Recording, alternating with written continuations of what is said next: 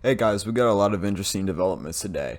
Ukraine has broken through the Russian lines at Zolota Balka and has pushed all the way to Dudchiny. The whole front has been pretty static recently, so it's nice to see some movement around here. Many Russian sources have described the situation as very difficult, with one even including two veries. The Russian Air Force has been like women in my life, completely gone, and it's gotten to the point where Russians are posting on social media about needing air support to cover the Ukrainian advances. You know, if the Russians are making a scene about this publicly, then it's a big deal. This breakthrough, and a matter of fact, the Kharkiv and Liman breakthroughs, highlight a major strategic Russian weakness. They tend to capture a couple of big cities and then use them as strongholds and attack from there, only lightly defending the towns nearby. Ukraine wasn't able to reach Izium directly, so they went through Balakila to Shivenkov and then eventually to Kupiansk, effectively encircling the whole Izium region. And then near Liman, they tried to take Yampil, Drobyshev, and many other areas around it, but eventually they made a breakthrough east of the Oskil and across the Seversky Donetsk River, completely cutting it off. And instead of learning, Russia uses these cities in the purple line as strongholds instead of covering the whole line.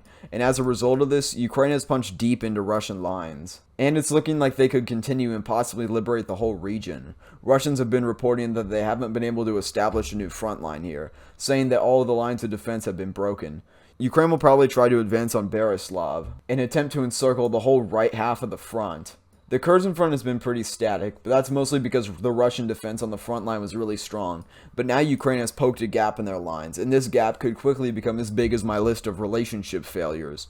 In my video discussing why Putin will never use nukes in Ukraine, I made a scenario where Ukraine liberated Kherson on October 14th, and that may not be far from reality now. These troops have had very little supply since all the bridges have gotten pummeled into the ground, and without air support, that may be it. I think Ukraine could encircle the front similar to this, also pushing to Berislav, which could be an important part of this. And then from there, they could approach the Nova Kakova bridge, which has been supplying Russian troops a lot over this region until Ukraine hit it a lot. But it seems like Russian troops are building pontoons near this region, but if Ukraine captures the coast, building them is useless. Overall, it seems like Russia may have to withdraw from the right half of this, and it looks like Ukraine's just going to keep advancing until they probably hit the inlets right here. Also, thank you guys for almost 1,500 subscribers. Last episode I said 1,000, which is crazy that we gained like 500 in a day. This channel's just snowballing, and I love it. I love being... Alright, that's all I got for you guys. See you later.